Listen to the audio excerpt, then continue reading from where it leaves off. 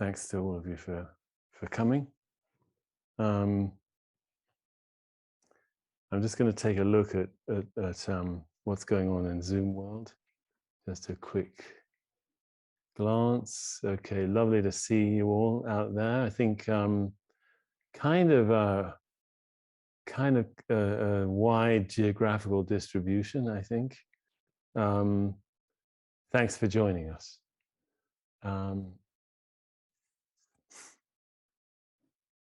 Yeah. So I've got one subject tonight that I wanted to talk about, and I'll come at it from various angles. At least that's what I hope to do. And the subject is presence. Presence.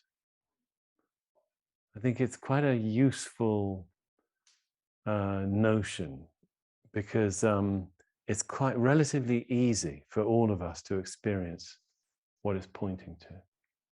Presence.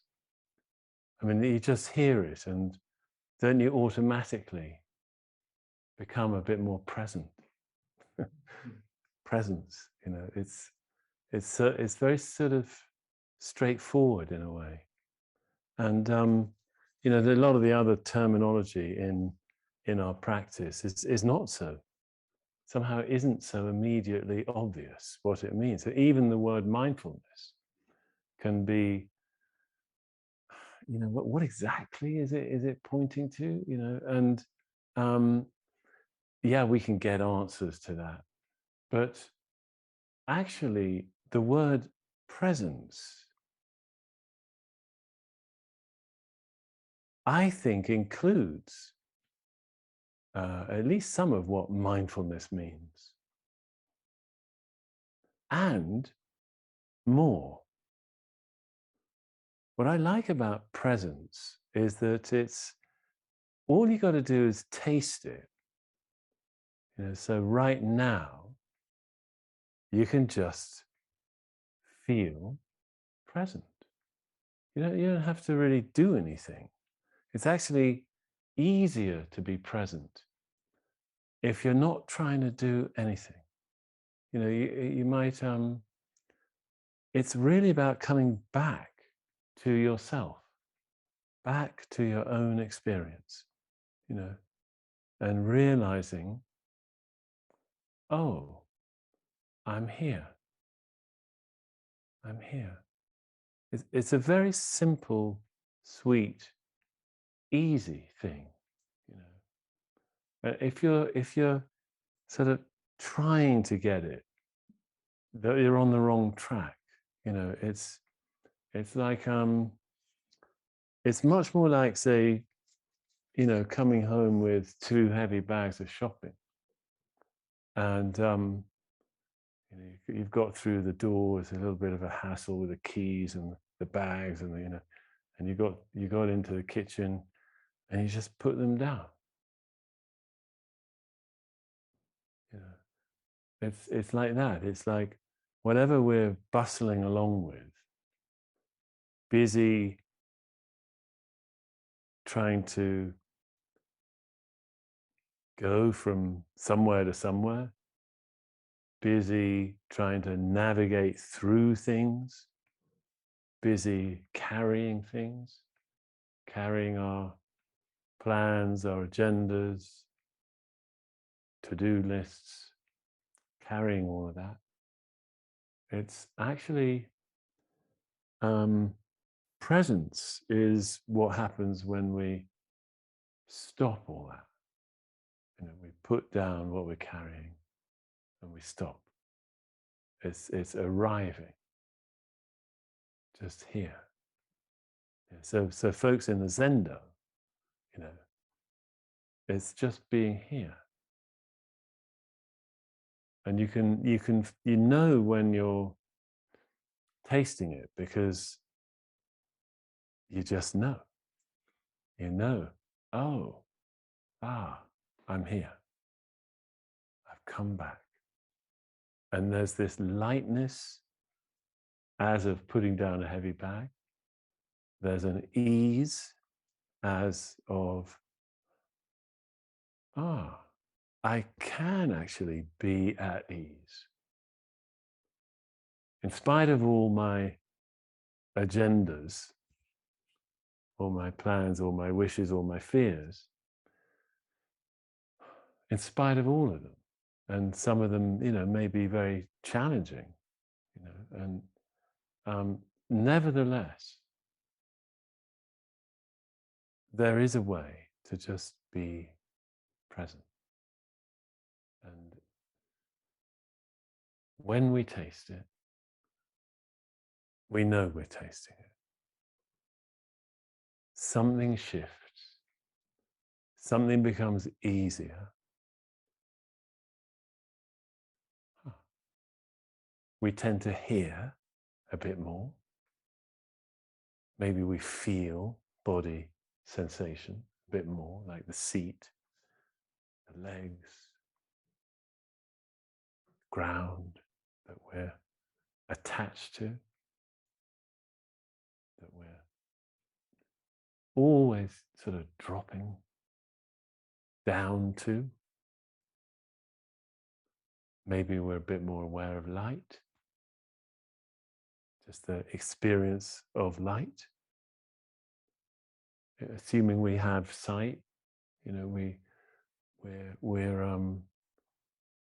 we're bathed in the experience of light, and we notice all this presence. It's very nice. It's very nice. It's a way of, it's a switch that can always be flipped from our kind of locked on like a guided missile to some objective, narrow, just rushing to an objective, Or the switch flips and the experience of now sort of opens like a flower. And that's presence. Right? Does that resonate with, is that making sense? So that's a very nice thing. And it's one of the key fruits of practice. It's one of the probably the sort of first and most durable, ongoing fruits of practice. And I want to draw our attention to it.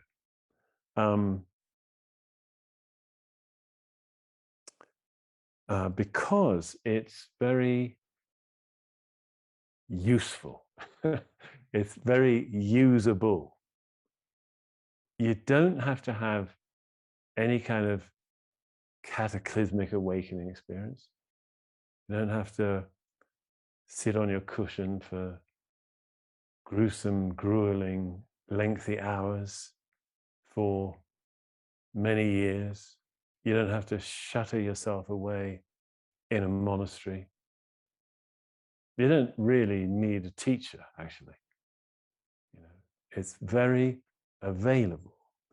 And one of the lovely things about the kind of presence I'm talking about is that, absolutely only you can do it for you, right? It's you coming back to you is what it really is. So whatever our temptation may be to sort of want guidance, is a very, can be a very good thing, for sure, to have guidance in practice. And for certain kinds of practice, it's necessary. Simply can't be done without. By guidance, I mean not just some pointers, but an interactive relationship with a particular guide. For certain kinds of practice, that's built into the system. But there's many other kinds of practice and benefits of practice that you can find in a sense, only for yourself.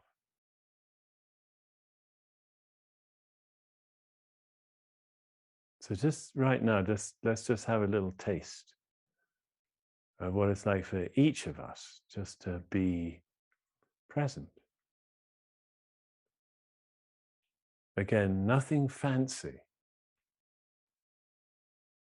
It's gentle, it's easy, it's kind of smooth. It's quite aware, alert, open,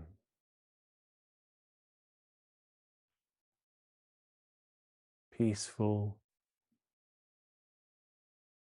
and there can be a tenderness.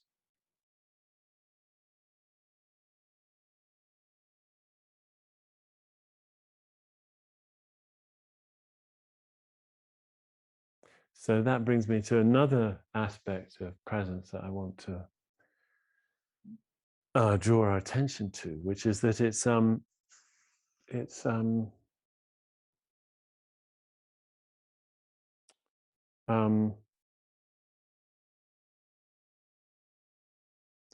well, it seems to me that in some way it's intrinsically compassionate. It's not just about being aware of stuff. It has a heartfelt quality, and it seems to me that when we're present in this kind of way I'm talking about, if we check, probably you'll find your heart is at least somewhat kind of active, open. Yeah, does that resonate? Yeah, seeing some nodding in the Zoom land. Thank you, thank you. um, None in the Zendo. They're such good Zen students, motionless. But now here's the thing. I'm gonna switch a little bit because I want to bring up. I've been listening lately to various sort of podcasts and recordings and videos and things about this system that I know some of you will be familiar with, called IFS, Internal Family Systems. It's a very interesting sort of therapeutic modality that's been around for about 40 years, founded by a guy called Richard Schwartz. And I won't go into great detail, but the principle of it is that we've all got lots of parts in us. So right off the bat, it's obviously got a resonance with Buddhist practice. Rather than the self being a unitary, fixed, solid, stable, singular thing, which is what it tends to feel like to us, or we tend to convince ourselves our self is like that. It's a fixed entity. It's actually one of the brilliant capacities of our mind, of our brain, our neurology, to paper over all kinds of cracks, right? So it does that with a sense of self. You know how we've got a blind spot, all of us, in our vision, but we don't think we do, because the brain basically wallpapers over that blind spot. It does the same thing with the sense of self. The sense of self is lots of different things with lots of gaps, actually, between them, but it pretends it isn't. Like it's wallpapered over. It's all just me. It's just a nonsense. So doing this IFS work, this internal family systems work, you start to recognize that you've got various different parts that are active, and that you don't have a unitary self. You're composed of many parts, right? Now, and they categorize them in broadly three categories. There's the managers that are trying to control everything and frantically trying to make you do this, not do that, and then there are these even more desperate ones called the firefighters, who are putting out fires of emotion any way they can, and they'll get really desperate measures, like whatever, all kinds of things, and that's where addictions come in, but their intention in both cases is very good. It's just to try to keep the system safe and under control, and not sort of exploding in impossible emotions that might drive us to suicide, for example. And then the third category are what they call exiles, which are hurt, burdened, abandoned youngsters. They're all quite young, actually, all the parts, but especially the exiles. They're terrified little kiddos, basically, who got abandoned, left alone, and the others are in one way or another trying to help protect those exiles. Anyway, it's a brilliant system, actually. If anybody's interested in exploring it, I strongly recommend it, and it's highly compatible with meditation.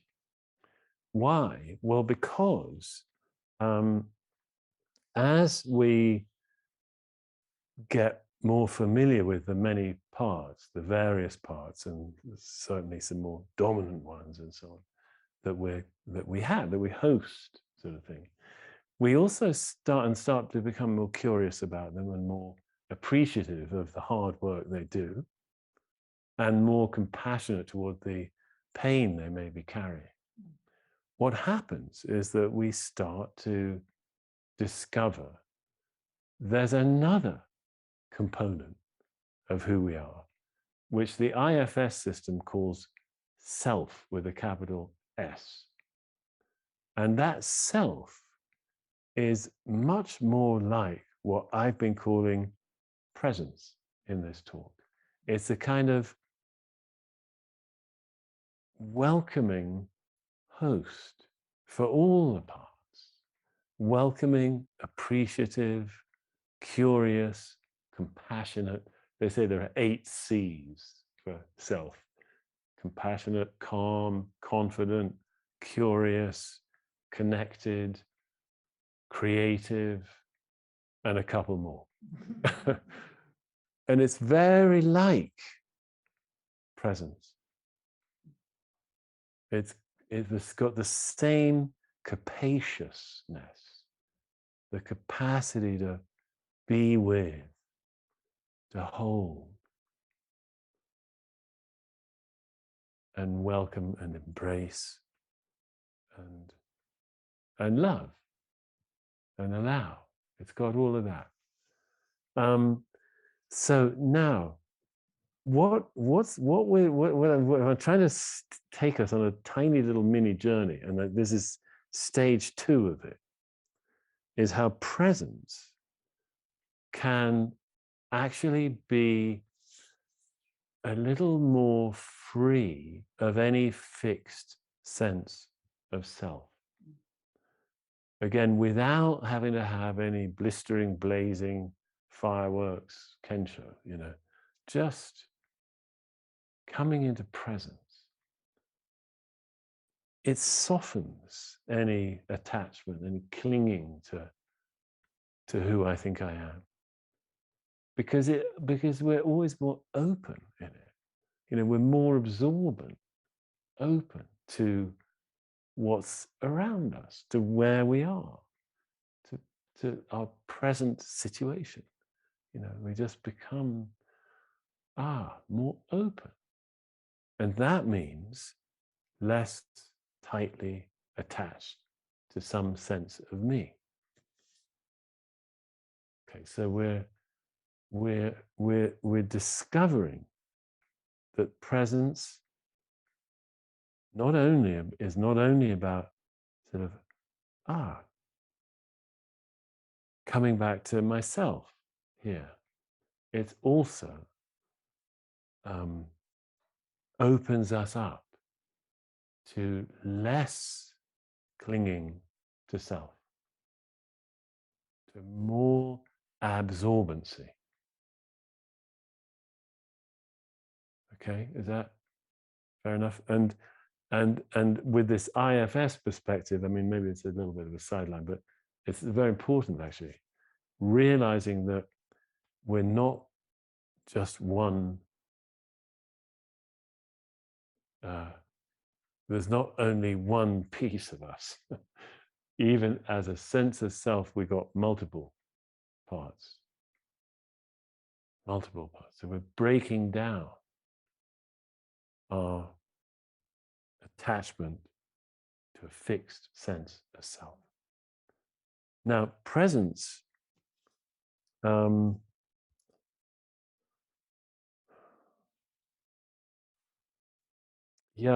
excuse me, I'm just checking my.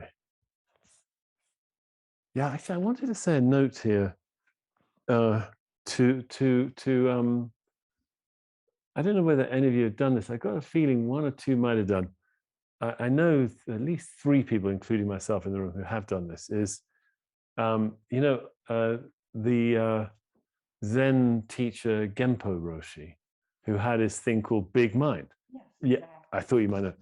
And yeah, Claire and I did a couple of workshops with him. So Big Mind is very IFS-like. Actually, I don't know if anybody out in the Zoom, or I know some in the room have done it, but it was Genpo Roshi's thing he developed, where he realized there were multiple parts to a person, and likewise, rather like with the IF internal family systems, he led these fun workshops actually, where he'd get you to realize you have all these components, component parts, and so as you realize this more and more through the course of a morning or day's workshop, you just sort of can't help but kind of open up and not be so attached to who you think I am, and who I think I am, and you realize it's much better. You're something much better than who you thought you were. You're very open. You're sort of transparent and open, and you hold all this stuff, and except you don't really have to hold it. It's arising, and you can be the medium in which it all arises, like a sort of atmosphere rather than entities. It's very nice feeling. It's very freeing. I think of it sometimes a little bit like the famous book, The Selfish Gene, by Richard Dawkins, came out in 1976. It was just the most groundbreaking book in biology. The idea of the selfish gene isn't that there's a gene that makes you selfish. It's not that at all. It's that genes want to replicate. Genes themselves have this sort of selfish, or I don't know if that's exactly the right word, but they have this drive to duplicate themselves. That's what genes want to do. And they've devised all these incredible, ingenious ways of duplicating themselves, which involve these vast machines, organisms, with however many trillions of genes, I don't know what the numbers are, but inhabiting a single, very complex, multicellular, multi-system organism like a human, or like a buffalo, or like a butterfly. They're gene replicating systems, right? Now, of course, they're not. That's not the only way to look at them. The beautiful butterfly, if you just reduce it to, the mathematics of the gene information system, you miss the whole beauty of it, right? But actually, it is also that, and to get, it seems it's much more like a Buddhist view, actually, when you realize that what things, in this case, organisms, seem to be, that they seem to be unitary. They seem to be, composed of the properties they have. They're not. They're made of nothing but the causes and conditions that cause them. They're effects of causes. They're not independently existing things. The butterfly, is simply, it was inescapably a product, an effect of a trillion causes, right? And amongst all that, even as it's fluttering about, it's a cloud of gene information, you know. And so that's very helpful for us on the Buddhist approach to wisdom, path to wisdom, in breaking down our cognitive and conceptual assumptions about the nature of things. Like, it's very easy. I'm sitting here with this table in front of me, little low table, with a mug with water in it. And it's so easy to think, there's a mug of water. But actually, there's a field here of a trillion things arising. And amongst all that arising, some constituting themselves in a certain way that creates this. You know, what is this? Well, it's certain effects of light. It's certain sensations in the hand, for me, you know, and for you, it's a visual effect. You know, turn it around and the visual effect changes. You know, yeah, of course, sip, and it's that set of sensations. All within the great field of all this stuff arising. It's not isolated. It's not independent. Even as an experience, I mean, forget about, obviously, you know, it comes from the earth. It's clay, you know, and molded in a certain shape with fire applied and glaze applied and, you know, the hand of the maker, all these things. And the maker was fed and, you know, nothing existing independently. But I don't even mean it just that way, how it came into being. I mean, right now, as an experience, it's not a separate, independent thing. Your experience of this mug is totally inseparable from your own consciousness. This mug doesn't exist this way without your consciousness. Your consciousness doesn't exist independently of what it contains. This is the heart of what non-dual means. It means the discovery that there is no separation. There's no dividing line between consciousness and what it experiences. There is no dividing line. Okay.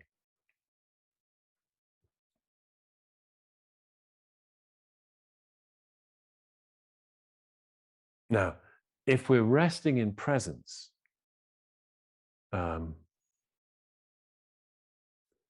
loosening our grip, actually, we don't do it. Our grip loosening on the ways we ordinarily understand things.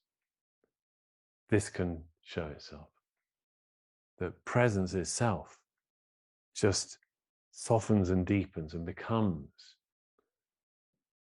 boundless, boundaryless, non-dual awareness.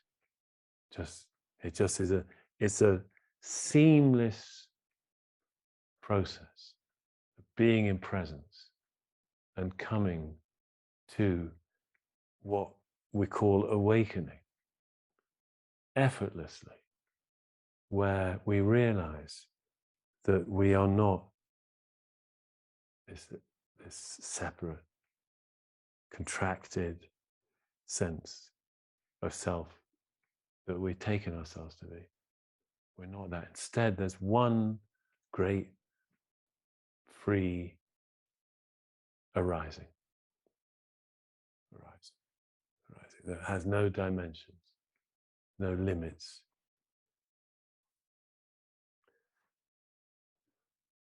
And just here it is. Okay. Okay, I'm just seeing oh yeah, wait, there's some comments in here. What is the role of suffering? Or is this the way to break free of suffering? Yeah, that's right. Or is Or is it like suffering helps break us open to presence? I mean, suffering, because I've more or less said what I was planning to say. So I'm going to just look at these questions in the chat. I'm just, excuse me, just checking that I've covered the key points I wanted to. Okay, hooray, done. Okay. So I'm just going to look at some of these actually interesting points in the chat.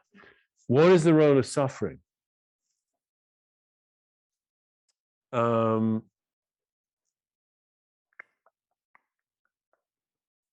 What is the role of suffering? Or is this a way to break free of suffering, or perhaps a way to integrate suffering into one's accepted self? I don't know, or I wouldn't ask.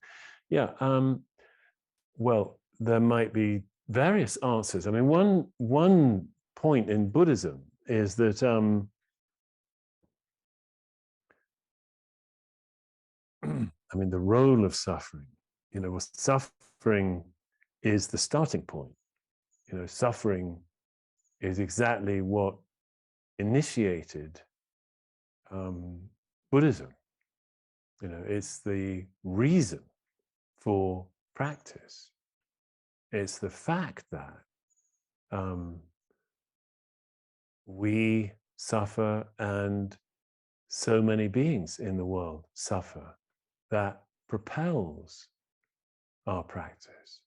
Practice is the hope, offers the hope of becoming free. I think not long ago I gave a talk where we had a story of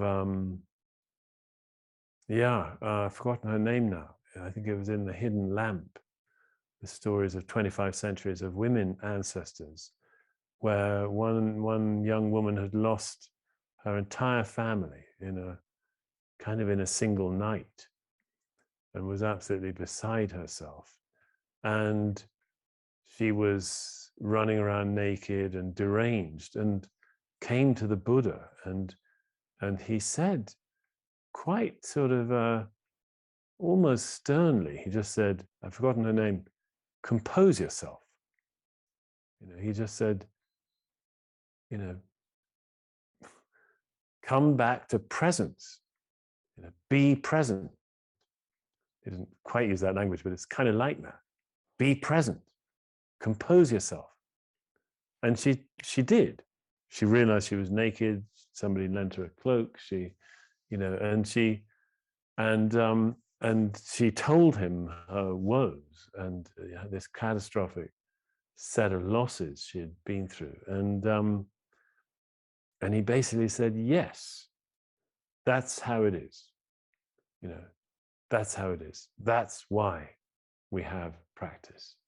This path of awakening is the only way to respond to the reality of suffering in this world.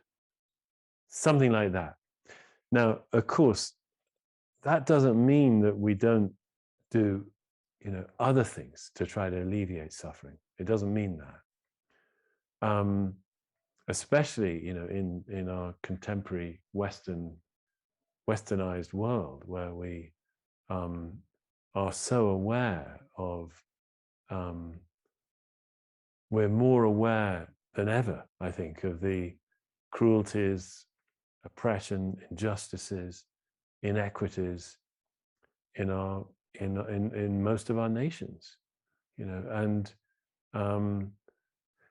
and how much suffering those systems can generate. Excuse me, I want to clarify, because is there a way to break free of suffering? Well, that's that. Or perhaps a way to integrate suffering into one's accepted self. I mean, let me also say, the point is to what presence can do is be much more compassionate and accepting of suffering. We tend to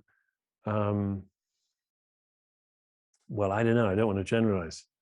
I certainly in life have at times tended to hate my own suffering and want to run away from it, want to suppress it, want to to beat it down any way I could. And it was really only practice and sitting still that began to allow me to not do that, to not be so frightened of my own psychological pains that I'd grown up with, you know.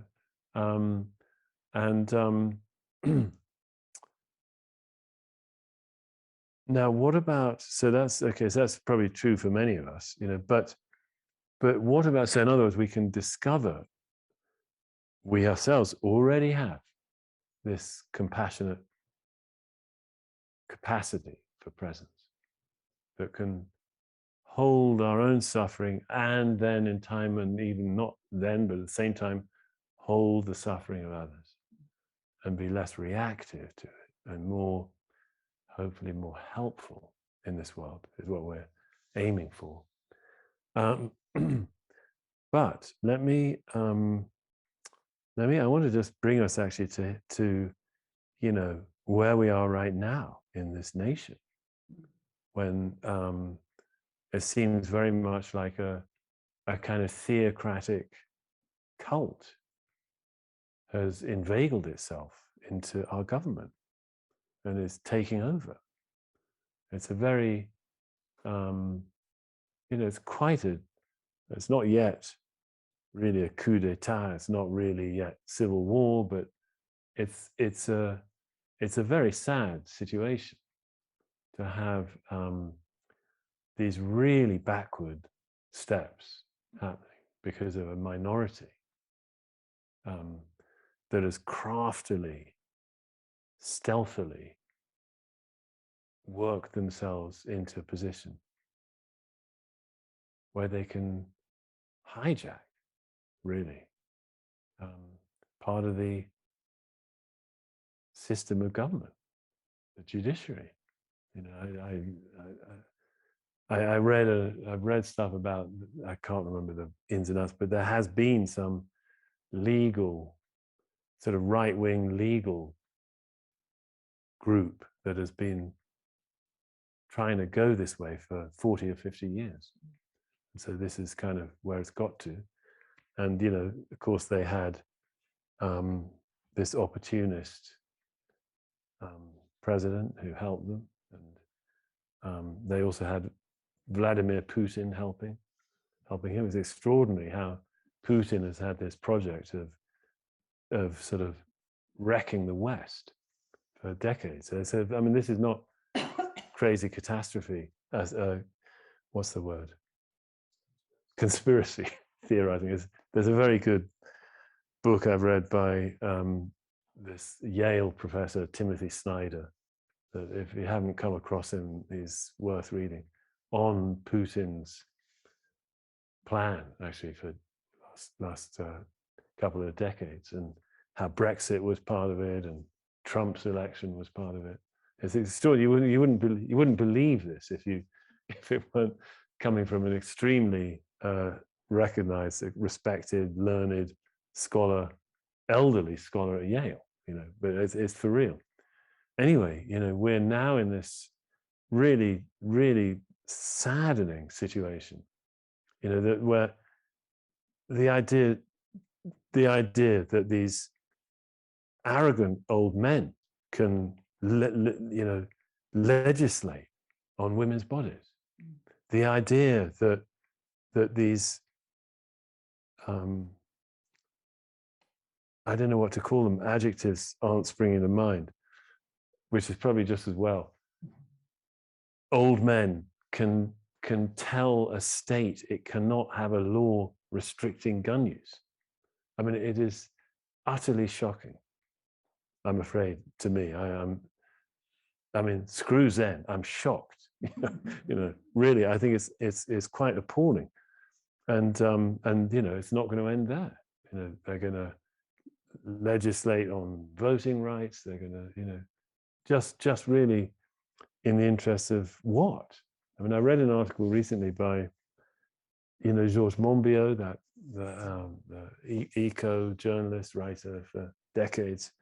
I met him years ago when he was hardly known, way back in Oxford, actually. But he was saying just the other day, some British minister struck down a law, just a little local law about polluting a very beautiful river in England, the River Wye, between part of the border between England and Wales. And you say, why on earth would this minister bother to actually make it legal now for farmers once again to pour pollution, chemicals, pesticides, fertilizers into this fabulous river? Why would a minister want to do that?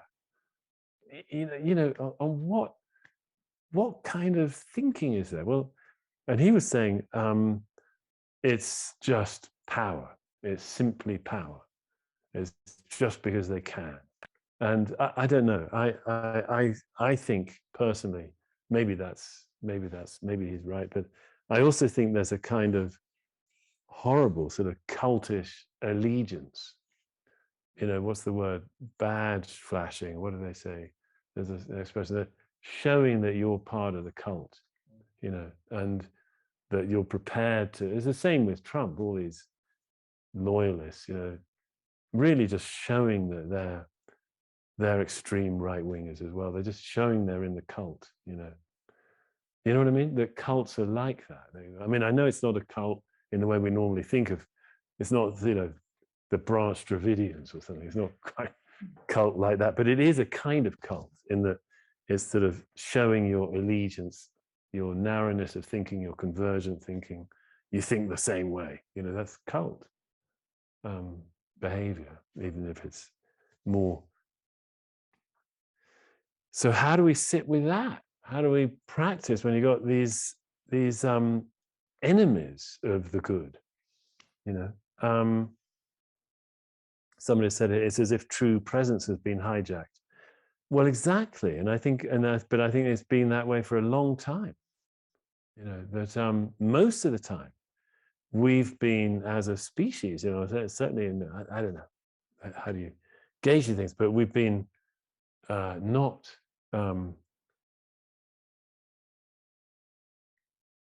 resting in presence and making wise decisions from presence, but rushing in fear and greed, basically, and hate, the lovely little potion of the three poisons, that driving us.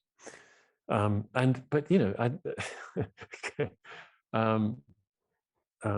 don't want to. I'm going to end, but hopefully not on quite such a dismal note. There's always the bigger picture. There's always the bigger picture. Tyrants come and go.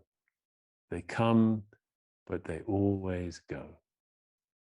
As Gandhi said, in the end, truth and love always win. They always win in the end.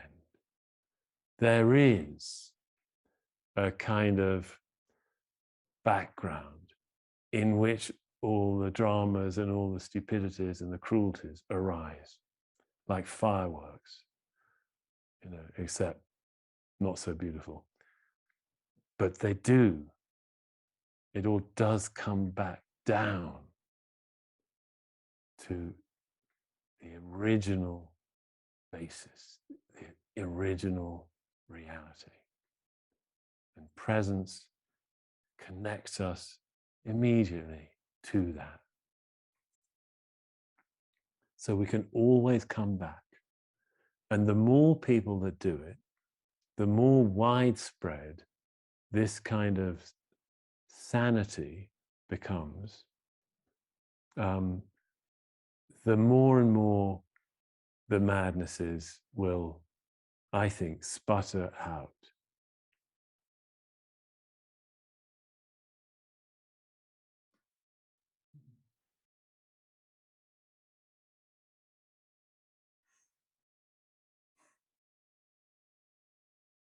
And right now, we are the planet Earth, beloved, this beloved, beloved, beloved planet is still doing this, still doing this, still ready to have conscious beings that can be conscious of their consciousness, aware of their awareness, present to their own presence.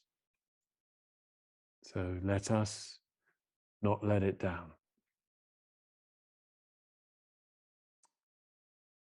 Okay, thank you.